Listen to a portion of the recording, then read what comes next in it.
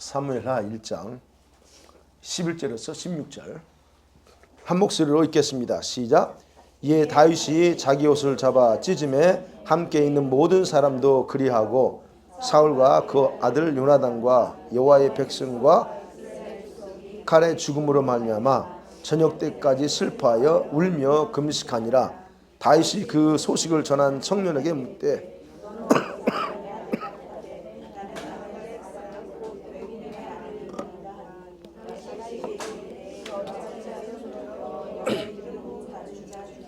두려워하지 아니하였느냐 하고 다윗이 청년 중 한 사람을 불러 이르되 가까이 가서 그를 죽이라 하며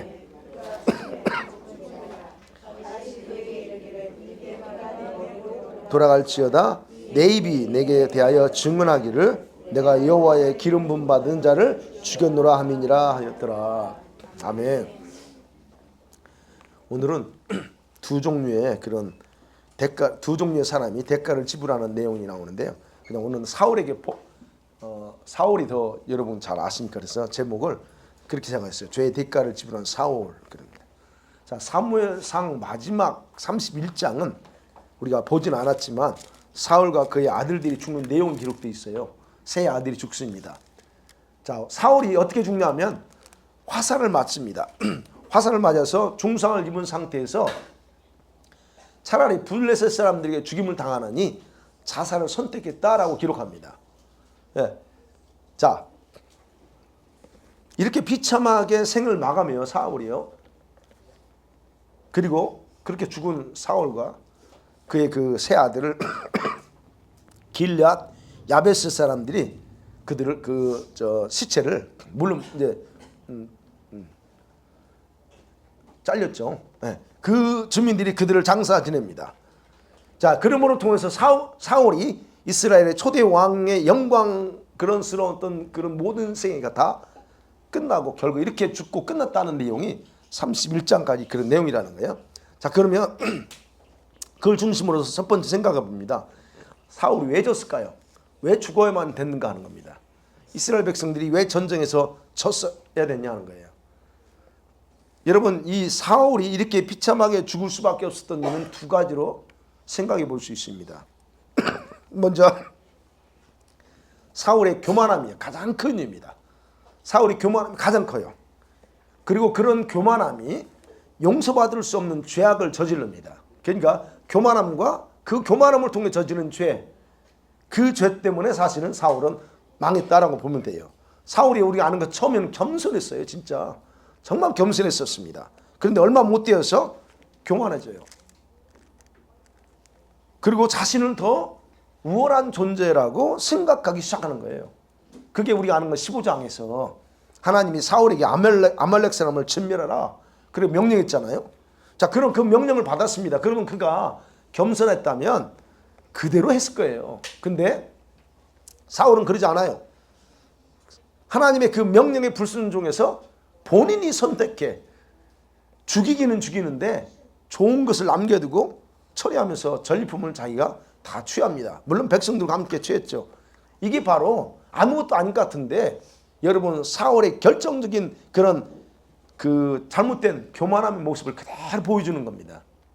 우리가 하나님 앞에서 말씀대로 순종하는 거, 하나님이 말씀이 그렇게 명시된 것대로 하지 않는 것은요, 뭐 여러 가지 이유가 각자 내세울 수 있겠지만 그건 근본 뿌리는 교만이에요.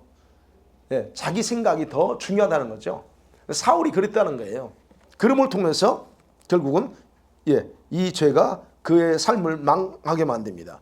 그래서 교만은요, 하나님보다는 자신의 생각을 더 중시하면서 살아가는 거예요. 우리가 생각해 보세요. 여러분과 제가 스스로 나는 교만해 이렇게 생각한 사람 없고 나는 절대 교만하지 않을 거야 이렇게 생각하고 살지. 어느 누가 교만하겠다고 생각하고 사는 사람이 있어요? 없습니다. 저부터도 그렇습니다. 그런데 진짜 교만이 뭐라고요? 하나님보다 자기 생각을 더 중시하며 사는 게 그게 교만이라니까요. 내 생각이 더 중요해.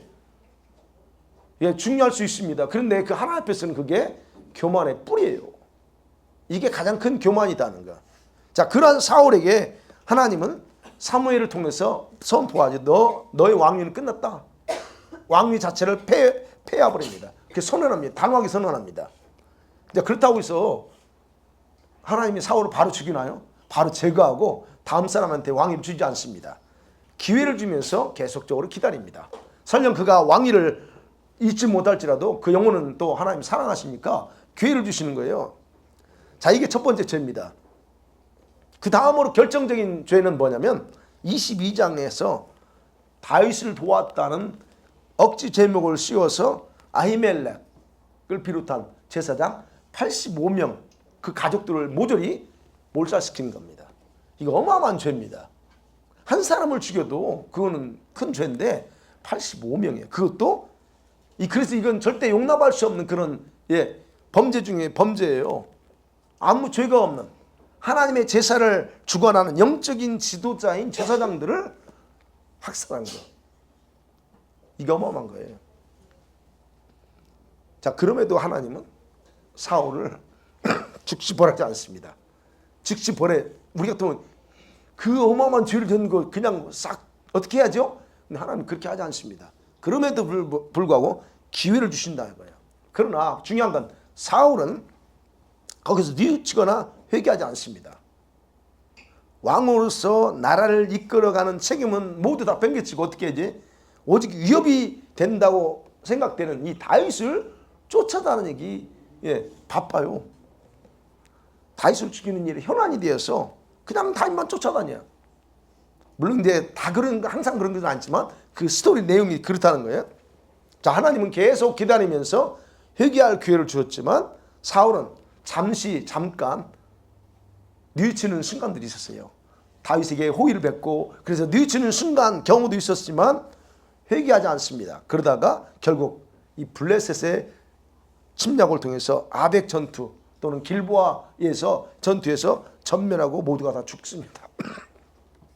자, 그러면 사울의 패망의 원인은 뭐냐? 국력이 약해서가 아니에요. 네. 싸움 전략의 문제도 아니었습니다. 사울의 죄악 때문이라는 거예요. 여러분, 하나님은 다윗의 훈련을 마치고 이제 이 왕으로 세우기 위해서 이 싸움을 주도할 수도 있습니다. 왜? 이제 때가 되니까 사울이 온갖 악을 행했지만 이제 카이루스가 있잖아요. 그래서 이 전쟁을 주도할 수 있어요. 그리고 블레셋도 간다는 각오를 하고 이 전쟁을 준비해요. 왜? 복수하려고. 그래서 사울은 굉장히 지난번에 봤죠. 굉장히 두려움에 사로잡혀. 왜냐하면 다섯 블레셋 지방의 왕들이 연합해서 지금 쳐들어왔기 때문에 굉장한 겁니다. 그래서 지난주에 봤던 것처럼 사울은 자신의 생애가 끝날 것이라는 걸 이제 알았어. 여러분, 여기서 우리가 생각할게요. 한 나라와 한 가정, 한 개인의 생명에 존재할 건가 패망할 건가는 죄의 문제와 직결되어 있다는 거예요. 아무것도 아닌 것 같은데 죄 문제예요. 결국은 사울의 죄가 나라를 망하게 했거든요. 네. 그렇다고 영원히 망한 건 아니지만 사울이 그 전쟁에 수많은 사람들이 이스라엘 백성이 죽습니다. 그 죄 때문에, 사울 한 사람 죄 때문에. 그 다음에 그 가문이 다 망해요. 그리고 자신의 인생도 망가뜨리잖아요. 예. 그래서 한 사람, 그 아들, 세 아들도 죽고. 그래서 이 한 사람의 죄라는 게 아무것도 아닌 것 같은데 가정의 리더나 아니면 어떤 그 머리가 되는 사람의 죄를 범하면 이런 그냥 한꺼번에 그런 불행을 당합니다. 그래서 하나님은 심은 대로 행한 대로 갚으시는 분이다 하는 게 여기서 또 증명됩니다. 예, 우리 아이들도 마찬가지예요. 우리 아이들도 크면서 뭘 행하느냐, 어떤 죄를 짓느냐 그대로 하나님은 너희들이 그대로 갚아줘. 우리 아이들 잘 들어요. 우리 아이들이 짓는 도덕적인 죄 있잖아요. 도둑질하거나 뭐 싸우거나 폭력을 행하거나 뭐 속이거나 뒤에서 말하겠지만 성적인 어떤 타락하는 거나 이런 거는 절대로 방관하지 않고 반드시 형벌의 대가를 요구해. 그거 알아야 돼요. 사람은 용서하세요. 네? 내가 주님 잘못했어요? 살인했으면 잘못했습니다. 그러면 그 죄는 용서해. 난 용서해서 그 죄는 용서하지만 그 죄의 결과는 처리를 하셔야 되기 때문에 대가를 요구하는 거예요. 그리고 그 죄의 처리는 당사자가 대가를 받던가 어떤 대가를 지불해야만 없어져요. 사울에게서 보세요. 그가 저지른 죄악은 그가 무관생명을 학살했어요. 그렇기 때문에 자신의 생명과 세 아들의 생명으로 대신하는 거예요. 도덕적인 죄. 도덕적인 죄가 뭘까요? 우리 아이들 도덕적인 죄 아까 얘기했죠. 도덕적인 죄라고 하는 것은 우리가 뻔히 다 아는 거예요. 우리가 손과 발로 짓는 죄예요. 손과 발로 짓는 죄 뭐 있을까요? 아까 얘기했죠. 싸우는 거, 폭력행위한 거, 훔치고, 거짓 이렇게 속이고 이런 것들. 자 그러면 봐요. 우리 아이들 잘 봐요. 이런 건 회개하면 주님 다 용서한다니까. 하나님 내가 욕심 나가지고요. 저 훔쳤어요. 그럼 용서해. 하나님 용서해달라고 용서해줘요. 그렇지만 어떻게 해야 돼요? 그 죄는 용서를 받아. 그렇지만 나도 용서해야 돼. 누군가랑 싸웠어. 친구들과 예를 들어 친구들과 싸웠어. 그러면 친구한테 잘못했다고 해야 돼. 하나님께만 하나님 내가 오늘요 시하고 막 싸웠는데요. 용서해 주세요. 그러면 그 죄는 용서받을까? 아니 시우한테 가서 내가 잘못했어 또는 미안해라고 해야만이 그 회개한 죄가 딱 없어지는 거지. 하나님께만 하나님 잘못했어요. 그리고 시우한테는 한마디 안 해. 그 죄 안 없어져. 무슨 말이 알겠어요 우리 아들? 네. 나도 용서해야 돼. 나도. 너희들도 용서해야 되고. 그러나 이제 그러나 그 싸운 행위 결과는 용서받지 못해요. 폭력을 행했어요. 그 행위 결과는 용서받지 못해요. 대가를 지불한다는 거예요. 대가, 프라이스. 그 프라이스를 지불해야 되는 게 그게 원리라는 거예요. 그래서 우리 친구들이 성장하면서 너희들이 이런 도덕적인 죄를 지을 수 있어요. 그런 죄에 함부로 지으면 안 돼. 반드시 대가 프라이스를 지불해야 되기 때문에. 그 바로 이 지금 이 사울의 모습에서 볼 수 있는 거예요. 그러면 죄는 이 도덕적인 죄만 있나? 무슨 죄가 있어요? 죄는 도덕적인 죄만 있는 게 아니고 빨리 말하세요. 무슨 죄가 있어요? 영적인 죄에 영적인 죄가 있어. 영적인 죄는 뭘까요? 말과 눈으로 범하는 거예요. 말과 입과 그 다음에 눈으로 짓는 죄. 그게 영적인 죄예요. 어떤 죄가요? 사람 비판하는 거예요. 뒤에서 이게 친구들 뒤에서 막 이렇게 하면 안 돼. 너희들은 안 그러지? 우리 아이들은 뒤에서 누구 막 비판하고 막 까고 깐다는 말이 더 쉽게지. 깐다는 말이 이게 돼? 뒤에서 이렇게 하는 거, 정죄하는 거, 컨뎀네이션하고, 어뷰즈하고, 네. 미디어를 통해서 여러분들 이게 다 여러분 영적으로 짓는 죄예요. 그럼 이런 건 말로 짓는 죄는 알아. 상대방하고 얘기하면. 그런데 미디어나 이런 건 나 혼자 지어. 자, 그럼 이런 영적인 죄는 어떻게 할까? 이 영적인 죄들은 영적 세계에서 귀신들에게 공격당해요. 이거 알아야 돼. 영적 세계에서 귀신들이 공격당한다니까. 대가를 지불한다고. 누구한테? 귀신들한테. 어떤 대가일까요? 정신의 대가를 지불하고 몸의 문제와 질병으로 대가를 지불하는 거예요. 그거 아셔야 돼요. 저와 여러분이 어제도 목요일 설교 때 그랬지만 그런 어떤 것들을 보면 직방이야. 대가 지불이요. 그래서 죄를 짓는 것은 한순간의 기쁨이나 욕구를 충족시켜 줄 수는 있어. 그러나 그 대가는 비참하다는 것을 알고 할 수 있으면 많이 짓지 말고 많이 짓지 말고 어쩌다 한 번씩 줘. 반드시 피해야 돼요, 여러분. 우리 아이들 잘 들어요, 여러분. 우리 아이들이 교회만 와서 교회 있으니까 너무 신앙이 좋은 것 같아. 근데 어디 가보면 알아요? 집에 가보면 알고 학교 가보면 알아. 엄마 아빠한테 뭐 어떻게 행동하는지 보면 알고 학교 가서 친구들은 어떻게 행동하는지 보면 알아. 근데 볼 수가 있네, 내가. 우리 엄마 아빠가 우리 아들 딸이 학교 가서 뭘 하는지 어떻게 볼 수 있어? 몰라. 그럼 누구만 알아? 너희들 스스로만 알아. 누구 또? 너희들을 지켜보고 있는 수호천사가 다 알아. 너희들 항상 수호천사가 너희들 행동 말하는 거 다 지켜보고 있고 적고 있다는 거 알죠? 그러니까 여러분 대가 지불하려면 비참해 때로는. 그래서 조심해야 돼요. 난 한번 경험해봐야지. 해봐 그럼. 근데 그 경험이 안 하는 게 나아. 우리 엄마 아빠들 다 경험해보고 나니까 그거 힘들어. 안 하는 게 나아. 자, 바로 사울이 그래서 망한 거예요. 그 결과로. 자, 두 번째로 생각해 봅니다. 사울의 죽음에 대한 이 1장에 사무엘상 1장에 보면 죽음에 대한 소식을 다윗이 전해 들어요. 자, 이때 이제 사울이 전쟁에서 죽어가고 있을 때 다윗은 뭐 했어요? 다윗은 자기가 머물러 있던 시글락의 이 야만인 아말렉 족속이 쳐들어와 가지고 자기 가족들 전부 다 포로로 잡혀갔어. 그래서 어떻게 했어요? 그 약탈한 아말렉과 싸웠어요. 그리고 빼앗겼던 모든 걸 다시 찾아서 다시 시글락에 돌아왔어요. 그리고 돌아와서 이틀간 머물고 있는데 거의 동시에 이스라엘은 블레셋에게 패해서 사울을 비롯한 모든 군사들이 다 죽어. 그것을 사무엘하 1장 1절에 말해요. 사울이 죽은 후에 그렇게 나왔어요. 사울이 죽은 후에 다윗이 아말렉 사람을 쳐 죽이고 돌아와 시글락에서 이틀을 머물더니 그래요. 그러니까 동시에 그런 사건이 일어났어요. 그러면 보세요.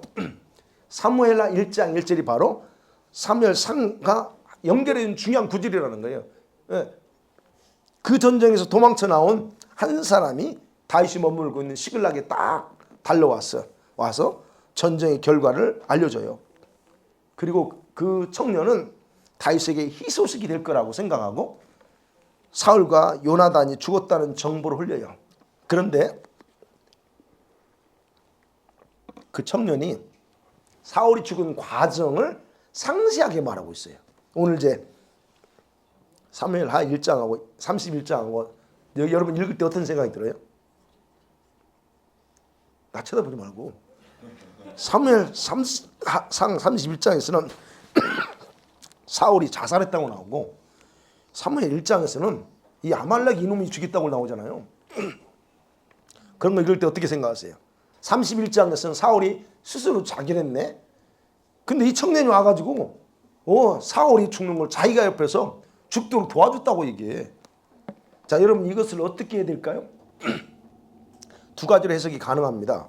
하나는 뭐냐면 사울이 자살을 시도했어. 사실 시도했어. 근데 곧바로 죽지 않았네. 네? 죽지 않은 상황에서 고통스러울 때 바로 이 청년이 그 광경을 보았고 사울은 그에게 도움을 요청할 수 있다 하는 거예요. 그럴 수 있어요. 근데 또 하나, 두 번째는 뭐냐면 이 아말렉 청년이 다윗의 환심을 사기 위해서 거짓말하고 있다는 거예요. 어떤 게 나을까? 두 가지 해석해도 낫겠지만 두 번째가 더 맞다는 게 그 상황을 보면 그래요. 그 청년 말이 거짓말이라는 게 몇 가지로 드러나요. 그 중에 하나가 거짓말이 뭐냐? 6절에 보면 1장 6절에 보면 그래요. 그에게 알리는 청년이 이르되 내가 우연히 길보아 산에 올라가 보니 사울이 자기 창에 기대고 병거와 기병은 그를 급히 따르는데 그래요. 우연히 올라가 봤대요. 자, 31장에서는 사울이 뭐라고 했어요? 마지막 사울의 죽음을 지켜본 사람 누구예요? 사울의 무기를 들던 부하야. 근데 요놈이 이 청년이 우연히 올라가면 거기서 사울이 죽어가는 과정을 자기가 봤다고 그래요. 여기서 거짓말이고요. 그 다음에 두 번째는 뭐냐면 길보아 산은 500m 정도 올라가요. 그리고 거기는 그냥 이런 평지가 아니야. 석회암으로 둘러싼 골짜기예요. 근데 거기에 보면 뭐라고 있어요? 병거와 기병이 따라갔대요. 여러분 이 골짜기 돌 같은데 어떻게 마차가 올라가요? 못 올라가. 거기 기병이 못 올라가.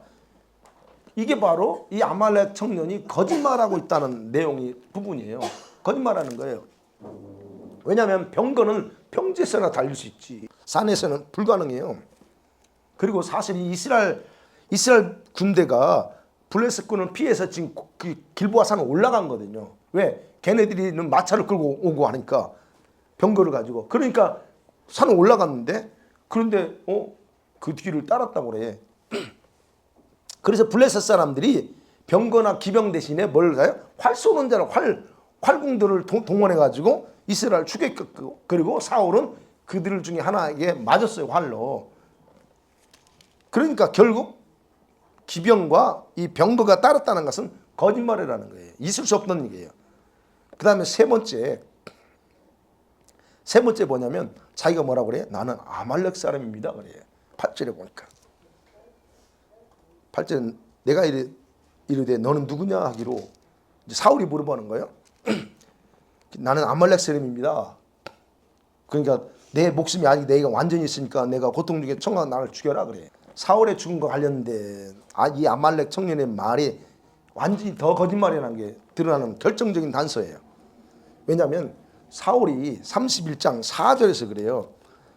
자기 부하한테 죽여라 나를. 왜? 저 할례받지 못한 저 이방인 저 블레셋이 나를 죽이느니 차라리 같은 병 중에 너한테 죽는 게 낫다고 그래. 그런데 지금 보세요. 그리 스스로 안 하니까 자기였거든요. 그런데 지금 아말렉이야 이놈은. 이스라엘의 원수이고 하나님의 원수인 이놈한테 가서 나를 제발 죽여달라고 했다고 하는 자체는 논리적으로 안 맞다라고 하는 거예요. 네. 자, 그래서 이 이야기는 아말렉 청년의 그런 거짓된 그런 모습을 모습으로 해석할 수 있다라고 하는 거예요. 자, 어쨌든 이렇게 슬픈 소식을 마치 희소식인 것처럼 아말렉 청년이 이렇게 와서 자기 나름대로 그 기대를 가지고 왔겠죠.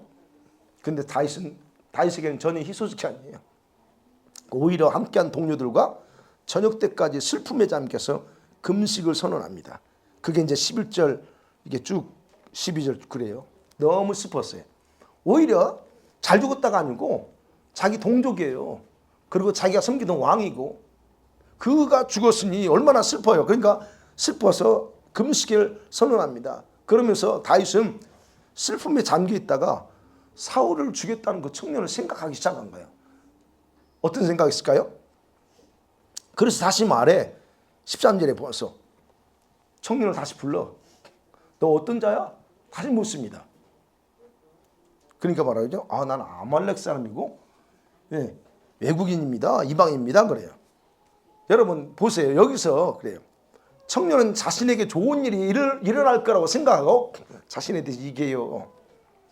여러분 근데 이것에 대해서 유대인 전설에 의하면 이 아말렉 청년이 바로 사울의 마부였던 한 사람 있죠. 도액. 그거 아시죠? 도액의 아들이었다라고 그 전설이 그렇게 나와요. 이게 전설입니다. 그렇게 나와요. 네. 그래서 이 전설에 의하면 사울은 자결하기 전에 자신의 왕관과 이 팔고리를 이 청년에게 건네주면서 다윗에게 갖다 바치라 그랬겠다라고 이제 전설하면 이건 전설이 어디까지나.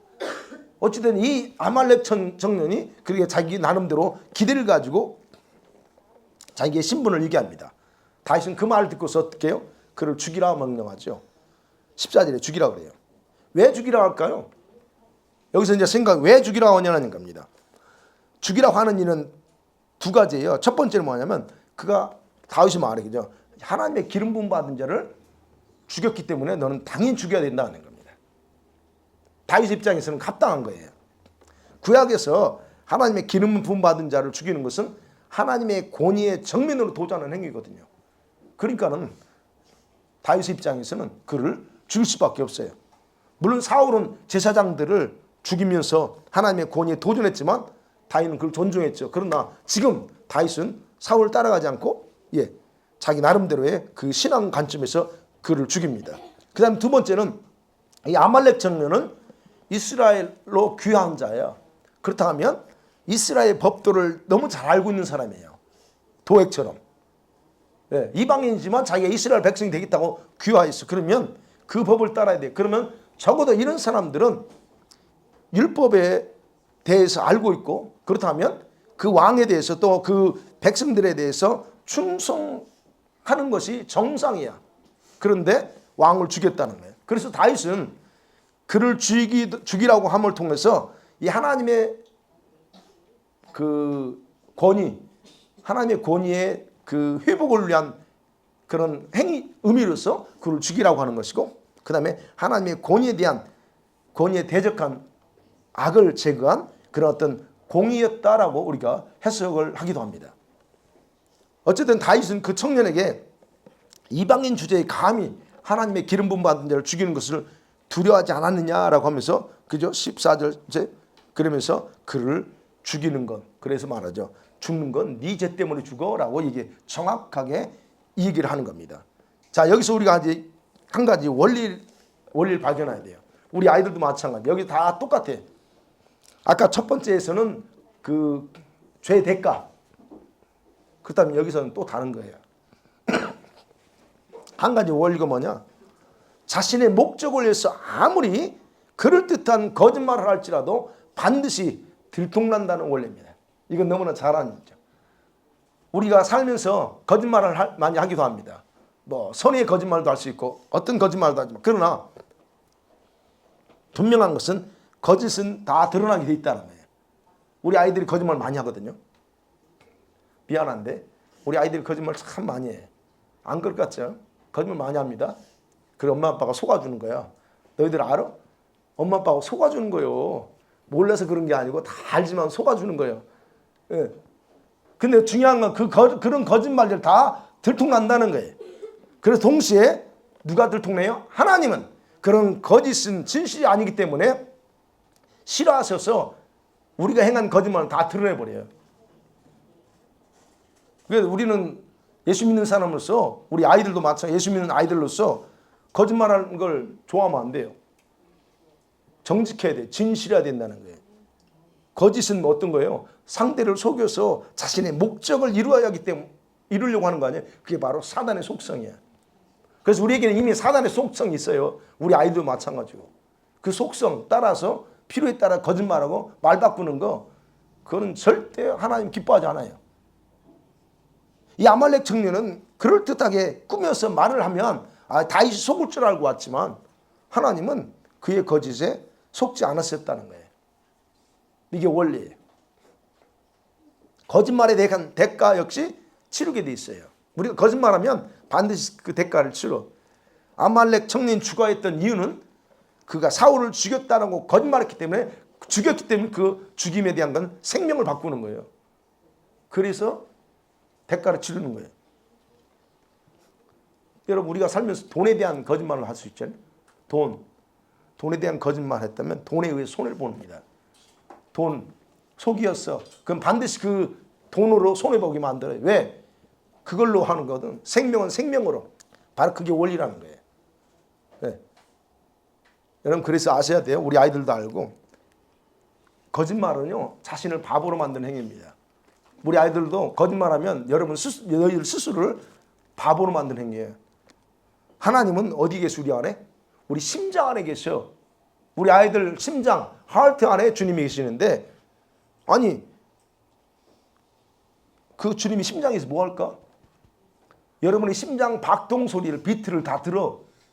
그래서 그 심장 속에서 여러분이 뭘 생각하고 뭘 말할 것까지를 다 알고 계시는데, 그 하나님을 그 속이고 여러분 거짓말한다?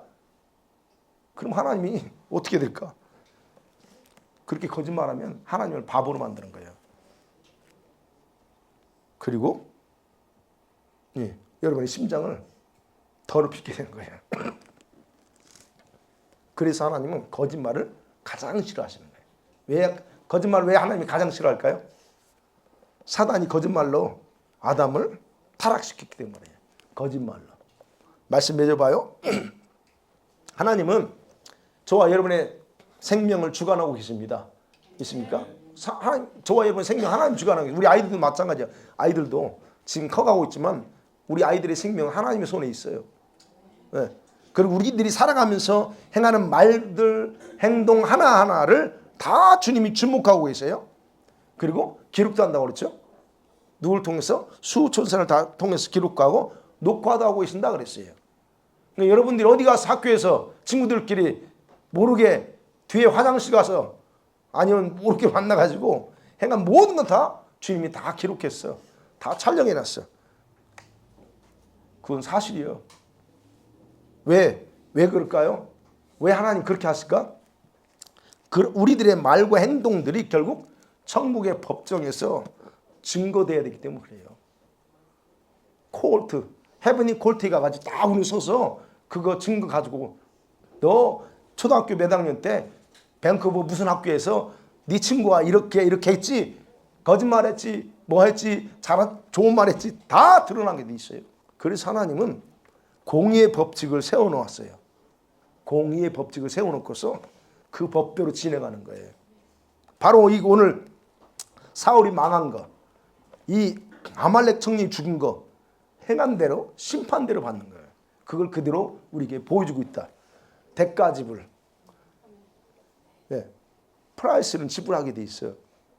그래서 행하는 죄와 크기에 따라 다르지만 모든 것은 대가를 지불한다. 그럼 우리 어떻게 해야 될까요? 우리 아이들 어떻게 해야 될 것 같아요? 네. 우리들은요, 그 대가가 무서워서 죄를 짓지 말아야 되는 게 아니고 하나님을 경외하기 때문에 죄를 짓지 말아야 돼요. 하나님이 저와 여러분을 심장 안에 계시고 그리고 우리는 그분을 경외하고 사랑하기 때문에 그래서 우리는 그 어떤 죄를 범해서 안 된다는 겁니다.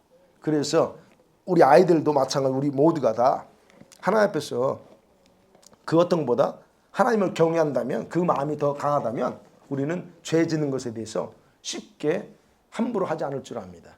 그래서 저와 여러분 가운데 이 다윗이 교만함을 통해서 망한 그런 거, 그건 하나님에 대한 경외, 그것이 부족했던 것인데 우리 안에 하나님 그 어떤 것보다 하나님에 대한 경외함이 더 우리 안에 일어나게 하셔서 이렇게 같이 한번 기도하면서 우리 무장하기를 원합니다. 아멘.